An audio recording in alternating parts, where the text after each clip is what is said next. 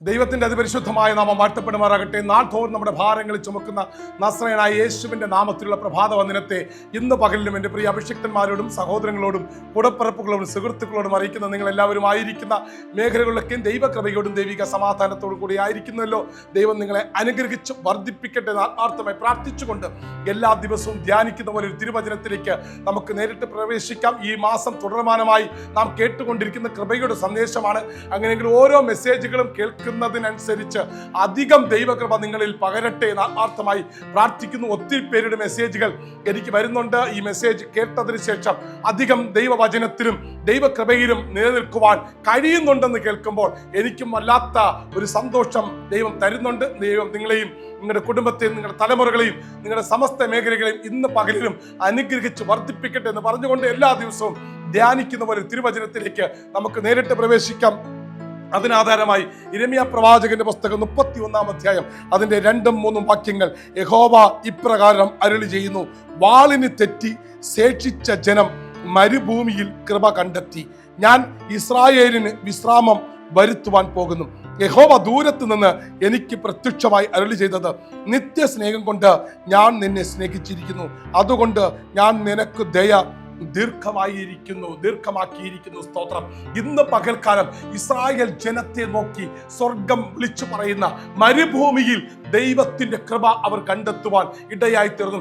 പഴയ നിയമത്തിലെ ശക്തനായ 2ാമത്തെ പ്രവാചകനാണ് യിരെമ്യാ പ്രവാചകൻ. അവൻ വക്കോലിലും ചെളിയിലും കിടന്ന ഒരു ജനം, ഫറവോന്റെ അടിമത്തത്തിൽ കിടന്ന ഒരു ജനം. ആ ജനം എന്ത് ചെയ്യുന്നു?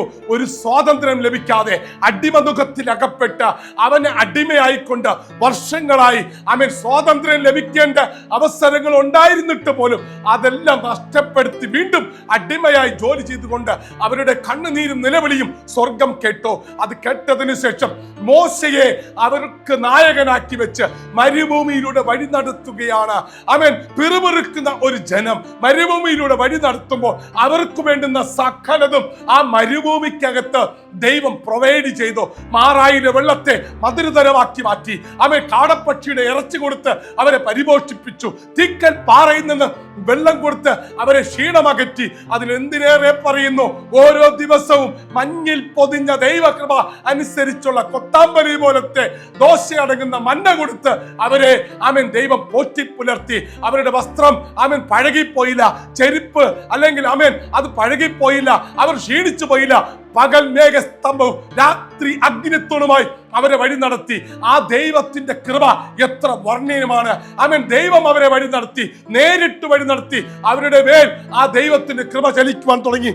ഇവിടെ ഇതാ പറയുന്നു, യഹോവ ഇപ്രകാരം അരുളി ചെയ്യുന്നു: വാളിന് തെറ്റി ശേഷിച്ച ജനം മരുഭൂമിയിൽ കൃപ കണ്ടെത്തി. ആമേൻ. എല്ലാം തകർന്നു എന്ന് ചിന്തിക്കുന്നിടത്ത്, എല്ലാം നശിച്ചു എന്നും ചിന്തിക്കുന്നിടത്ത് എന്നെ കേൾക്കുന്ന ആരെങ്കിലും ഉണ്ടെങ്കിൽ എൻ്റെ ജീവിതത്തിൽ ഇനി മുന്നോട്ട് ഒരു യാത്ര ചെയ്യാൻ പറ്റത്തില്ല. എല്ലാ മേഖലകളിലും ഒരു ചോദ്യചിഹ്നമായിട്ടാണ് നീ നിലനിൽക്കുന്നുണ്ടെങ്കിൽ ഇന്ന് പകൽക്കാലം നിന്റെ മരുഭൂമിക്കകത്ത് നീ ഒറ്റയ്ക്കല്ല. നിന്റെ മരുഭൂമിയിൽ നീ ഒറ്റയ്ക്കല്ല. നിന്റെ ഗതശമനത്തോട്ടത്തിൽ നീ ഒറ്റയ്ക്കല്ല. നിന്റെ കൂടെ ആ ദൈവമുണ്ട്, ആ യേശുവുണ്ട്, ആ പരിശുദ്ധാത്മാവുണ്ട്. ആ കൃപ നിന്റെ മേൽ ചൊരിയുക തന്നെ ചെയ്യും. ആരൊക്കെ നിന്നെ തള്ളി മാറ്റിയാലും വകഞ്ഞു മാറ്റിയാലും അവിടെ വെച്ച് നിന്നെ കൈപിടിച്ചുണർത്തുന്ന ആ ദൈവത്തിന്റെ കൃപ നിന്റെ കൂടെ ഉണ്ടെങ്കിൽ ഇവിടെ വളരെ വ്യക്തമായി പറയുന്നു: നിത്യസ്നേഹം കൊണ്ട് ഞാൻ നിന്നെ സ്നേഹിച്ചിരിക്കുന്നു. ആ നിത്യസ്നേഹം ആരാണ്? നസ്രയനായ യേശുവാണ്. ആ യേശുവിന്റെ സ്നേഹമാണ് നിന്നെ പൊതിഞ്ഞിരിക്കുന്നത്. ആ യേശുവിന്റെ സ്നേഹത്തിലേക്ക് ഇന്ന് പകൽക്കാലം നീ അടുത്തു വരുമ്പോൾ, ആ ദൈവകൃപയിലേക്ക് നീ അടുത്തു വരുമ്പോൾ, നീ പോലും അറിയാത്ത ദൈവിക പദ്ധതികൾ നിന്നിലൂടെ ദൈവം ചെയ്തെടുക്കുവാൻ തുടങ്ങും. നീ ഒരു പരാജയമല്ല, നീ ഒരു നഷ്ടമല്ല, നീ ഒരു ബാധ്യതയല്ല. നീ തകർന്നവനായിരിക്കാം. പക്ഷെ ഇന്ന് പകൽക്കാലം ഒന്ന് ഏൽപ്പിച്ചു കൊടുക്കാൻ തയ്യാറായാൽ നീ പോലും അറിയാത്ത ഇടത്ത് ദൈവത്തിന് നിന്നിലൂടെ അസാധാരണമായ കാര്യങ്ങൾ ചെയ്യാൻ കഴിയുമെന്ന് പറഞ്ഞുകൊണ്ട് ഈ വചനം നിങ്ങളുടെ മുമ്പിലേക്ക് സമർപ്പിക്കുന്നു. ദൈവകൃപ നിങ്ങളുടെ കൂടെ ഉണ്ടാകട്ടെ. God bless you. Jesus loves you. God be with you.